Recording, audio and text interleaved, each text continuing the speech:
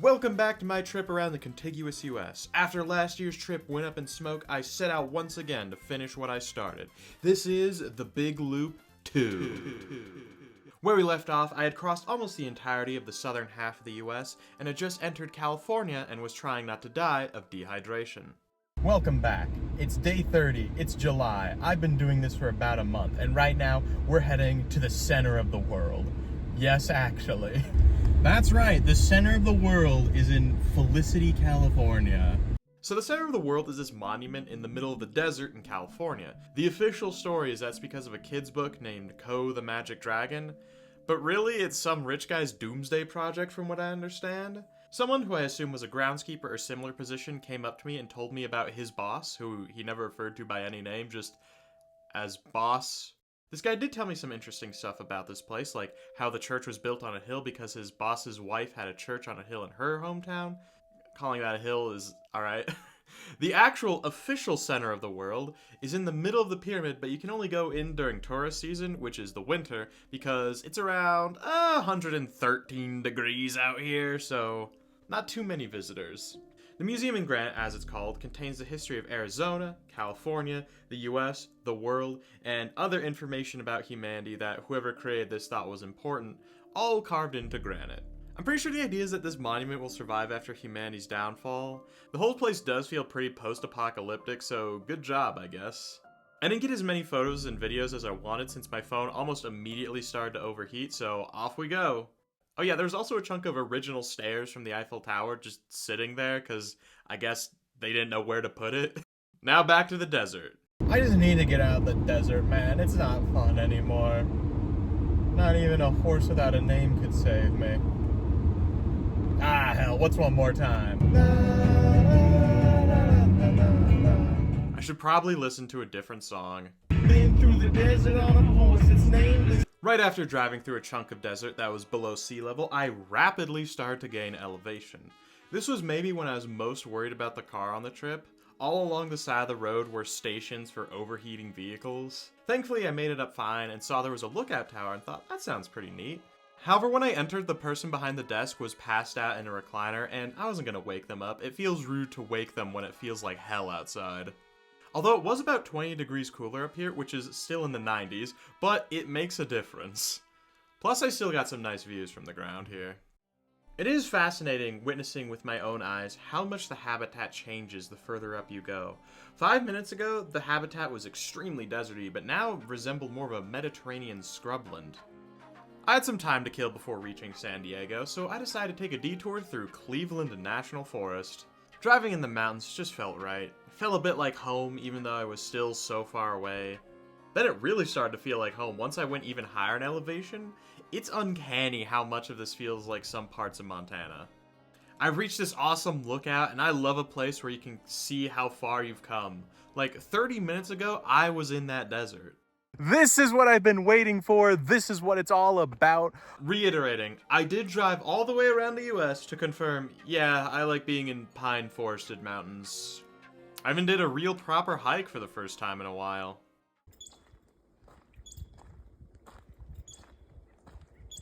Yeah, I don't know what that sound was. Merlin couldn't identify it as a bird, and I can't think of any other creature that'd make that noise, but it's probably fine. While at a brief glance, the forest resembled the Rockies, upon closer inspection, there were many plant species that were unfamiliar to me. This trail reached a bit of a viewpoint, and that's where I turned around. It's good for me to just wander into the woods alone sometimes. Really helps me reset my mental processes. In fact, I think I might need to go do that. Hummingbird. I was genuinely having such a good time driving down this road, experiencing the twists and turns, dips and rises. As I've said before, it feels like to not for a long time. California is a beautiful state. I also thought I saw a California condor, but it was just a turkey vulture. Especially later in the trip, it became so weird to think about where I was just a week ago and how much I had seen since. Like a week ago from this point, I was in a swamp and had since crossed most of the country, passing through coastal pine forests, bayous, hills, the desert, and was now in a fairly tall mountain range. At the moment, I was just going through it one step at a time, but when I zoomed out, it's kind of like, damn. I don't even have the words, but I've gone so far. And you know, while recording this, thinking back, I'm like, wow. That's crazy what I did. Then, passed through San Diego to get to my campsite. I was so stoked to be driving through a city again. I was camping north of the city, and it was actually decent camping weather for once. I could not sleep with the level of humidity in the south. End the day with a beautiful sunset and a good start to the final leg of the trip, heading up the Pacific coast. The fog has returned. Just down the road, this viewpoint was swarming with squirrels. I will fight you. Get the fuck out of here. The begging works though. A family was just scattering Cheetos for them. So it's day 31. I'd say this is the final leg of the stretch as I go up the Pacific coast. Heading back down into San Diego. Check that out. It's overcast right now, which after baking in the desert for the past few days, oh man, it's a welcome change. I actually wasn't too sure what I was going to do in San Diego, but then I saw that basically all the museums and stuff were in one area called Balboa Park. Problem solved. Another easy victory for lack of planning. I started out with Air and Space, since it's a type of museum I hadn't been to yet, and missed out on the one in DC, and this one here is pretty cool. It starts out with some early stories and attempts of human flight, and then the first real exhibit is Da Vinci's sketches and studies of flight, as well as the contraptions he thought he could use to achieve it. One of Da Vinci's unique quirks was that he wrote characters in reverse, so you had to read his writing in a mirror. A personal anecdote of mine is that I did a project on him in 4th grade, and I wrote a bit of reverse writing, and when my friend used the mirror in the classroom to read it, the teacher got mad at him. Also, every Da Vinci exhibit needs to include the Mona Lisa, I guess, even if it has nothing to do with what we're talking about. Then a big leap forward, since the next exhibit was about space. Shout out Ham the Space Chimp, who I thought died, but I guess not. Well, I mean, he died eventually, but not in the space thing. After doing some research, he only got a name after coming back down alive. They also have the landing capsule from the Apollo 9 mission, so that's pretty cool. Then the exhibits jump back to World War I, kind of all over the place chronologically. Also, this museum had some of the most uncanny mannequins ever. My favorite plane, in case you were wondering, was this lad. There was this control tower replica where you could sit in the chair and know what it's like to sit in a chair in a control tower, I guess. Also, the background consisted of a bunch of Egyptian-style paintings. I don't know what that's about. Then, of course, the last thing you see in the Air and Space Museum is a car.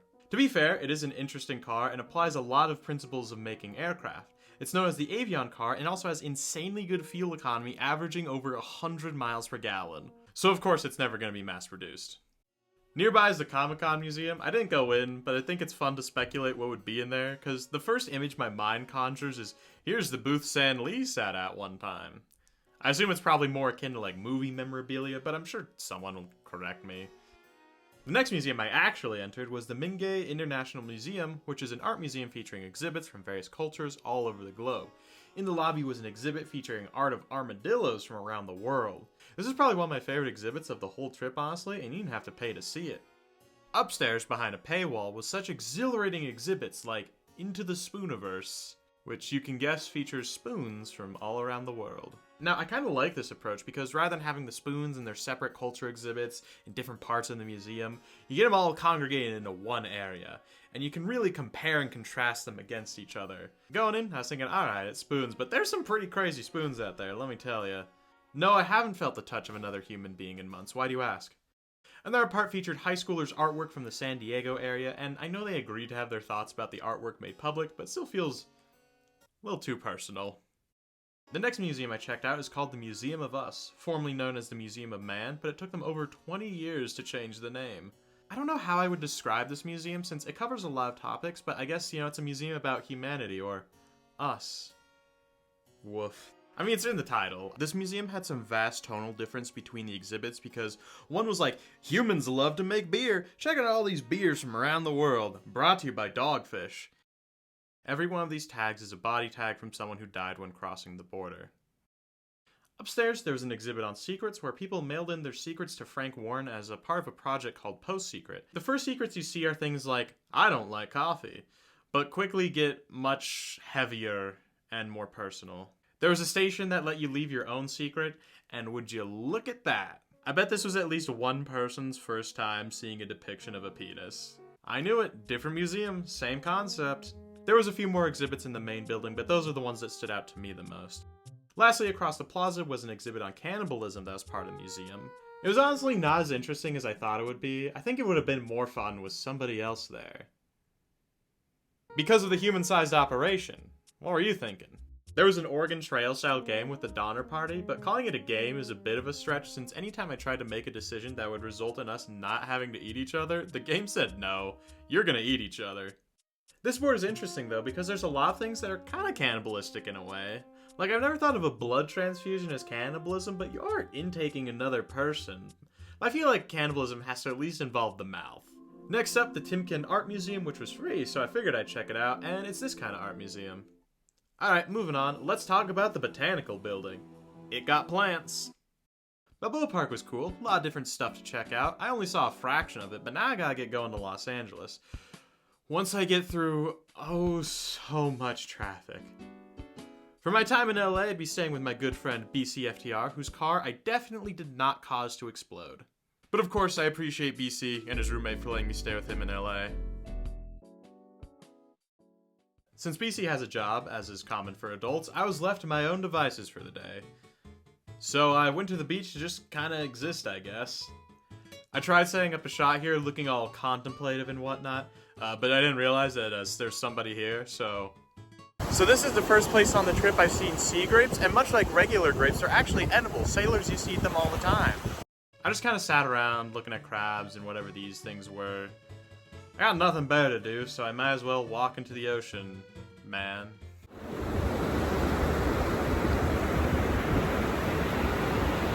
Setting the phone up for this shot was scuffed as hell. It was in my shoe. That night we were planning on getting Korean barbecue and trying to invite a few people we knew in LA. The problem is the greater LA area is massive, so people can live in the region and still be hours away. When we were thinking of who to invite, BC said we should ask Nandre. He's a streamer, he knows who BC is, he doesn't know me though, so that's why it would be funny if I cold DM'd him. This is the message I sent. Do you want to Korean with me and BCFTR tomorrow? It was hours later when BC pointed out, hey, there might be something wrong with that sentence. Nandre never responded. Shocking, I know. If you see this, I'm sorry. I may regret this, but I invite anyone to DM me on any platform inviting me to Korean barbecue as long as you specify a time and place. Will I show up? Probably not, but maybe. There are certainly worse DMs to receive. At the dinner we decided to try oxen test and it looked more like penis than I was expecting. We also didn't know how to cook it, so we ate it before it was done and it was extremely chewy. It tasted fine, but it was like chewing on a meat hose.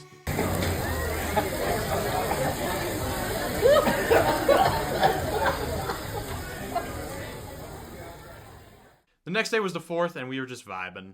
What's up, guys? Today we found a French Lick Dental Association beach ball under my car. That's yours now. I don't really Forever. want it. I thought it was gonna be plastic explosive. It's just tape. Does that represent one of each of their victims? Yeah. America. There's no way I'm gonna be able to do this, but whatever. It's just gonna, I hate this. There's no way I can get enough, because it's too round. How big's your dilation? This feels like, are you recording right now? No, Oh, of course not.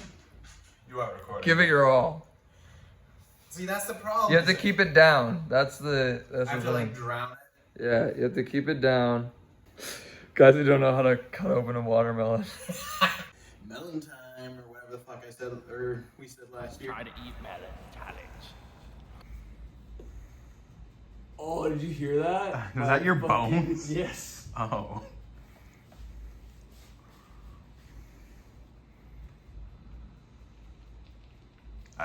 I don't like how I can hear it.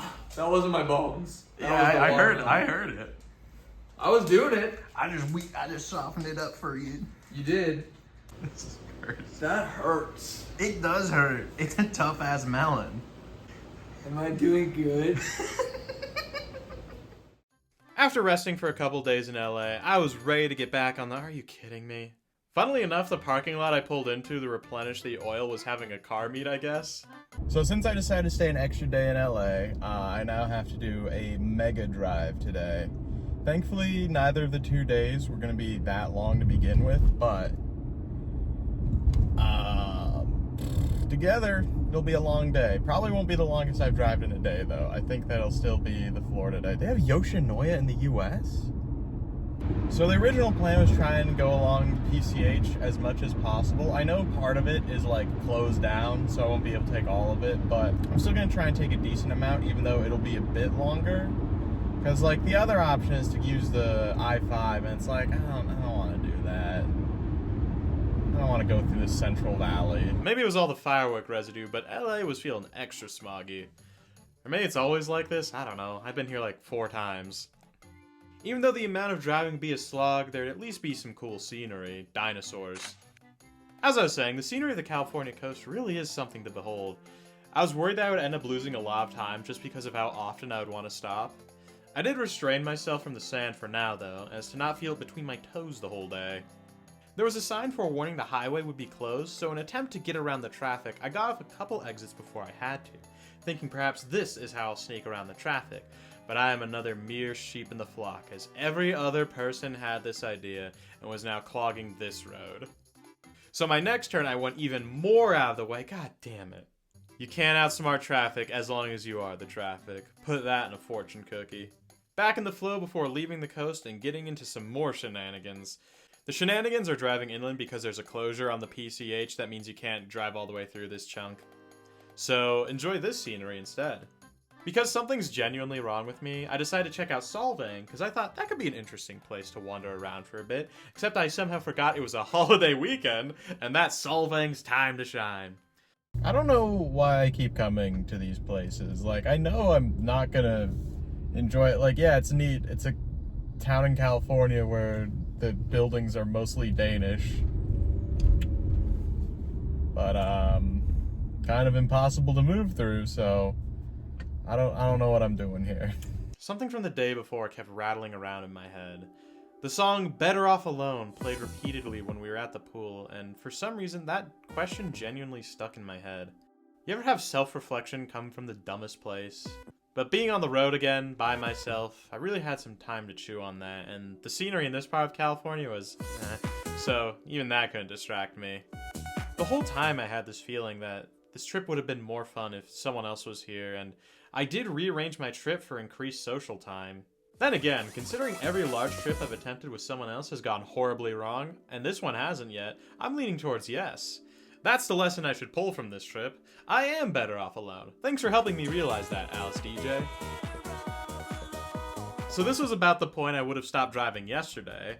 I would have stayed near Monterey, so everything from here on out in the day is what I was originally planning to drive this day. I was stuck in traffic in Castroville, which is home to the world's largest artichoke. I talked about this last year with the Sugar Beet, but who else is going to make a giant artichoke statue? Feels like a very easy title to claim.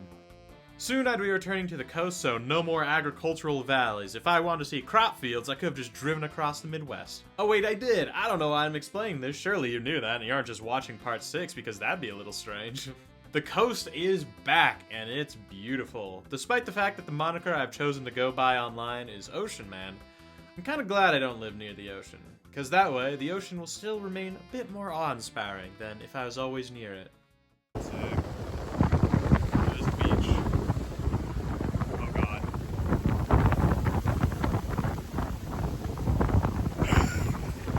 Alright, the Pacific is much colder than Florida. This is what I'm hoping to get out of the next few days. I can just like find a beach like this, park, and be like, it's a cool beach. Take a quick little dip for half an hour, keep going. The trip odometer reset and I didn't even notice. That means I've gone over 10,000 miles just on this trip. With the clouds rolling in, I was less tempted to make stops further down, plus I still had quite a ways to go. Driving along the Pacific coast is a vibe though. Very bland thing to say, but it's true. I should still be more specific. It feels like when it's that first real warm day of spring, and you're able to roll the windows down finally, kind of feel a breeze. Well, at least when the sun's out here, which isn't too often actually, but I don't mind. I will start to mind though. Like, oh, that's just the Bay Area. The direction I came from, there wasn't too much urban sprawl. It was like coastal town vibe, and then boom, San Francisco. Now, I was not planning on stopping in San Francisco because I figured that at this point I'd be kind of sick of cities, and I was right. Thankfully, I would still be able to see the most famous landmark here without even leaving the car. Now, I've been kind of shitting on typical tourist places, but it's cool to drive across the Golden Gate Bridge. Since I came this far, I figured I might as well actually get out of the car and get a look at the bridge and overlook the city. Yeah, it was a worthwhile stop. Still a decent bit to go, though. Kind of forgot how much I was ranting about driving through California. It's possible to have a relaxing drive in California. However, right after was maybe one of my favorite sections of road to drive on in the trip. I've talked about it a lot already, but get ready to hear more about how I love driving down twists and turns. I didn't record a lot of the real crazy turns, and for my sake, that's probably a good thing. After sloshing my internal organs around, it was mostly a leisurely sunset drive. I might be losing it a little, because I was like driving through these coastal towns. I'm like, this reminds me of my trip to Maine. And I'm like, oh wait, that was this trip. I have not been home since I went to Maine. Oh my god. This is just my life. My brain is starting to remember this trip as older, different trips. Once again, I'd be camping at this time at a place called Bodega Bay. When I woke up, I saw my campsite had a sign that said, "Do not occupy."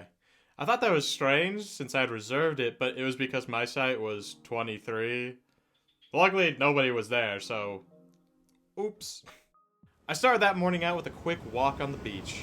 Like, this is the beach vibe I'm about. Like, it kind of sucks.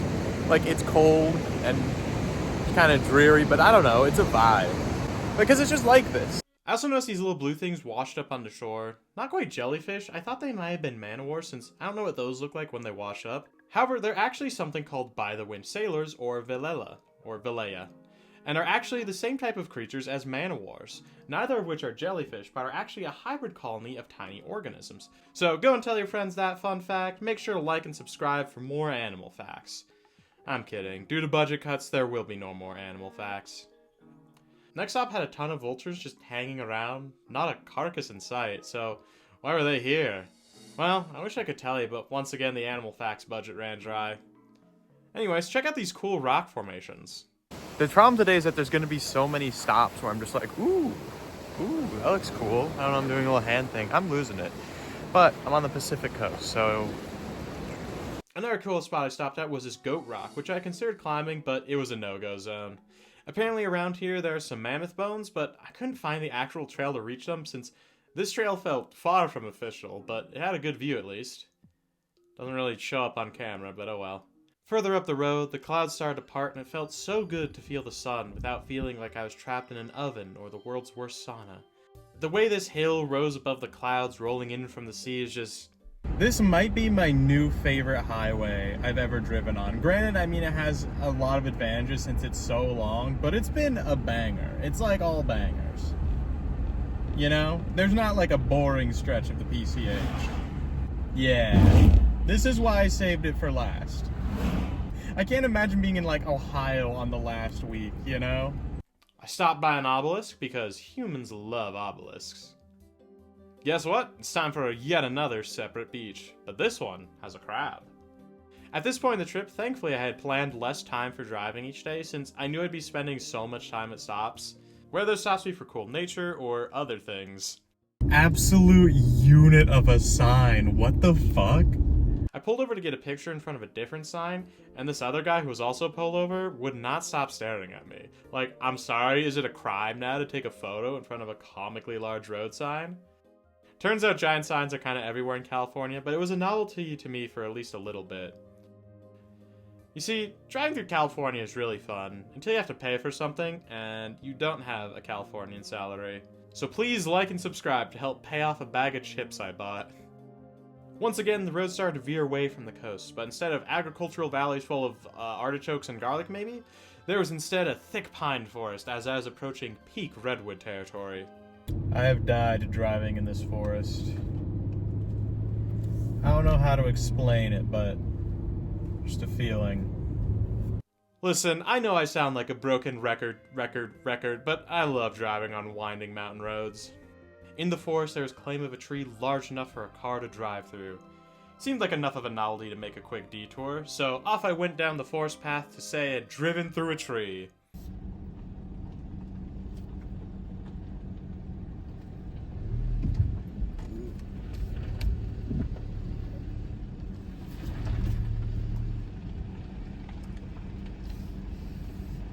Yeah, that was it. Very disappointing experience. Apparently there's quite a few trees you can drive through sprinkled throughout California. This one specifically is known as the chandelier tree. There is a reason they stopped doing this though, since even though the tree is still alive, it has what you might call a massive compromise to structural integrity, and many trees that this happened to collapse. So they stopped making new tree holes, and now there's a few that remain. This tree also had a pond and some trails nearby. Just one redwood wasn't enough though, as I'd be traveling along the Avenue of Giants, a scenic highway intertwined with the main highways, passing right through the redwood forest, and it's truly awe-inspiring. An insane angle. Like, trees. I don't have anything to say, dude. These are massive. Like, they're crazy looking.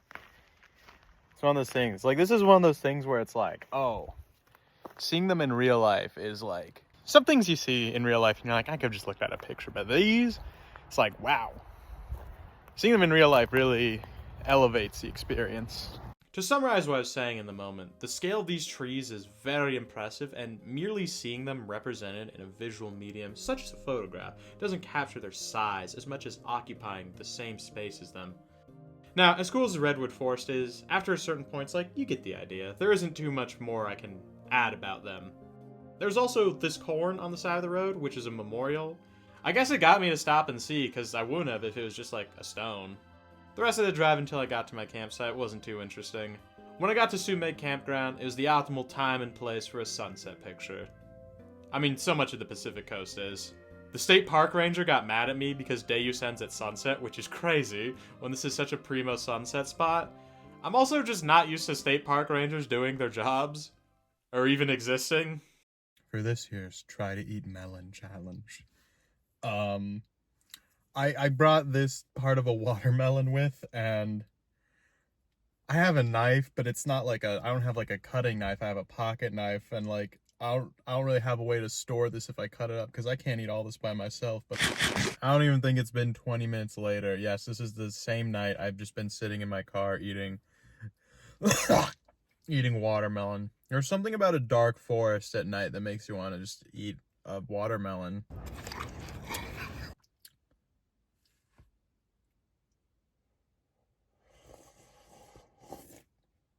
This was my favorite spot to camp on the trip, and there was some tough competition. First stop of the day was Redwood National Park. In my experience, a lot of the maps list Redwood National and State Parks as one entity, so I didn't quite know the national park's boundaries, but thankfully I was able to get a map so I could see that's actually kind of small. As per usual, I started out with the Visitor Center, which is located close to the coast. Saw a little snake here, pretty neat. Then I went into the forest to hike on some more trails. Of course, the main focus here are the massive trees, but it's also cool to look at the little things. I don't know how to say it without sounding cheesy, but there's some cool flowers around here. So I'm on like the main road in Redwood National Park, and just kind of keeps going. I don't think I've been in a national park before where the main road just kind of goes off into nowhere. Like, no signs. Maybe there'll be a sign. I don't know. So let's just see. See where I end up. Well, I truly have no idea where this road goes, so... After going down this winding mountain road and seeing pretty much zero infrastructure, the first sign I saw of civilization was a cemetery. So this day had the least scheduled amount of driving, emphasis on the had. It might still, but I think I just added like 2 hours of driving, just messing around. So back to the main road I go. Yeah, I definitely added more than 2 hours of driving overall since I had to loop back around to where I started. Well, I guess I could backtrack up and down the mountain, but seemed like a bit more of a hassle, plus I could see a new road now. So enjoy this truck that never turned its blinkers off. Hey, that looks familiar. At 3 p.m., I finally started making forward progress. Hey, that sounds familiar. Making some progress, and then immediately getting distracted by a sign that says Klamath River Overlook. I felt like 7-year-old me on September 20th, 2008, seeing that Speed Racer was available at our local video rental place because I gotta check this out. That was too long a setup, but checking it out was worth it. Places like this are like truly saving the best for last. Like I'm so glad because I was considering going counterclockwise, so it'd be like, oh, it'd be slightly different than last year, but I'm like, nah, I gotta save the West Coast for last because, you know, I keep saying it, but it's true. A few moments later. Fuck this trail isn't real. Oh, guess what? I fucking tripped because there was ground. Fuck, was it showing? Whatever, I tripped, there was ground. I thought there was ground. There wasn't ground. I ate shit and fell. I'm so done. I am on the verge of fucking going insane every moment of every day. But the only thing keeping me sane is the fact I'm in like one of the most beautiful parts of the country, you know? Ah! Tripping and skidding my knee during a moment of optimism? Hey, that feels familiar. Genuinely though, this trail sucked. There was so much grass and other various plants in the way, and it's such a narrow path. So thank fuck there weren't ticks. Because this was like a tick heaven. Mystery of the Trees was up next, and I was thinking, I don't know, I've seen a lot of redwoods these past few days, but apparently this place had a gondola that went through them, and that sounded like a cool experience, but they were closed when I got there at like 4:30. Well, the tour was closed, but the gift shop was open, of course, and they had a very uncanny Paul Bunyan statue. It kind of gives me the vibe that someone tried to bring a Bob's Burgers character to life, but they're also 20 feet tall. Unsurprisingly, I didn't feel like stopping too much after wounding my knee, but being able to sit while driving and admiring the scenery helped me relax a little. Well, now I'm approaching Oregon. I guess that concludes this part. Am I gonna dedicate one part to one state? Yeah, pretty much. So I guess I'll see you next week for the final part. Well, past me was understandably a little down, but this was a big moment. Only 2 states left to go until I get to the final extreme point of the contiguous US in Washington. Less than a week remaining and some of the most extraordinary sights left to see. I hope you'll join me next time for the final part of The Big Loop 2. I almost died of like autoerotic asphyxiation. Thanks for watching part 6 of The Big Loop 2. I'd really appreciate if you liked and subscribed. Plus, subscribing helps make sure you won't miss the last part, as I've said a couple times already. Next week, part 7, gonna be the final part. And, yeah, it's crazy to think it's already here. You know, I've been editing this for months, and soon I'll be done with it. Just kind of a crazy thought to think about. Yeah.